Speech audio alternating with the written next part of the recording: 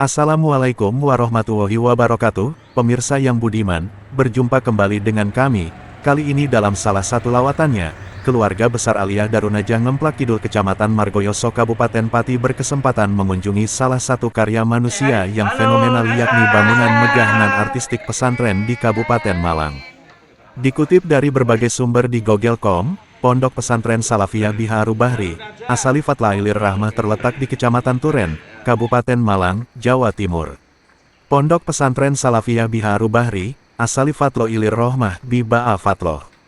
Nama yang mempunyai makna lautannya lautan madu fadilah rahmat segarane, segara, madune, fadole rohmat terjemahan bahasa Jawa.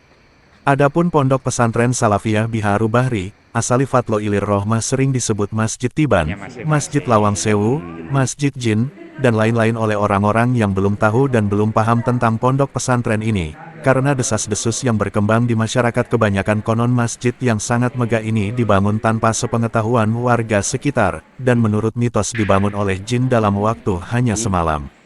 Namun, ketika desas-desus ini dikonfirmasi kepada pihak Pondok Pesantren Salafiyah Biharu Bahri, Asali Fatlo Ilir Rohmah, dikatakan bahwa pembangunan masjid, yang sebenarnya merupakan kompleks pondok pesantren secara keseluruhan, semua bersifat transparan karena dikerjakan oleh santri dan jamaah, dan itu jelas sekali tertulis dan terpampang di beberapa bagian pondok pesantren. Pondok pesantren ini sudah dirintis dan telah ada santrinya sejak tahun 1963 oleh pendiri sekaligus pengasuh yaitu Romo Kiai Haji Ahmad Bahru Mafdalaluddin Soleh Al-Mahbub Rahmat Alam, atau yang akrab disapa Romo Kiai Ahmad dan mendapat izin tertulis dari pemerintah sejak tahun 1978 yang mana hari tersebut diperingati setiap tahun sebagai hari ulang tahun Pondok Tasyakuran Pondok. Keunikannya yang luar biasa membuat sulit memastikan gaya arsitektur yang menjadi dasar bangunan ini secara spesifik. Pada beberapa bentuk bangunan dan ornamen terlihat seperti gaya bangunan ala India, namun pada beberapa ornamen lain akan terlihat model bangunan Timur Tengah dan bahkan negeri Cina. Memasuki area pondok pesantren, pengunjung disambut oleh pintu gerbang yang sangat besar mengingatkan pada model gerbang ala Romawi. Selanjutnya, pengunjung akan memasuki sebuah serambi yang salah satu dindingnya dibuat layaknya dinding gua. Uniknya lagi, terdapat satu ruangan yang berbatas langsung dengan serambi, tempat sejumlah akuarium besar dengan penataan yang sangat artistik. Dari 10 lantai yang dapat dijelajahi, pengunjung akan menemui suasana yang sangat berbeda antara satu lantai dengan lantai lainnya. Namun, tetap terdapat benang merah yang membuat masing-masing lantai membentuk satu nuansa, yakni berbagai lukisan kaligrafi dengan model, jenis, warna, bentuk, corak, dan material yang berbeda satu sama lain.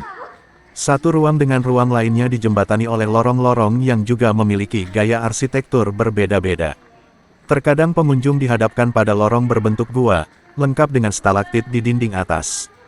Namun, di lorong lainnya terlihat gaya klasik dengan detail ornamen yang sangat indah.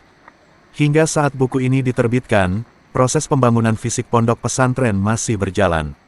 Menurut informasi, bangunan yang ada sekarang ini baru mencapai 30% dari yang ditargetkan oleh sang pemilik. Proses pembangunan pun dilakukan dengan pola mengalir, tidak ada perencanaan khusus dan ingar-bingar alat-alat berat. Apapun mitos yang melatar belakangi pondok pesantren ini, bangunan unik di area sejuk itu telah terbukti mampu menarik perhatian publik nasional, bahkan internasional.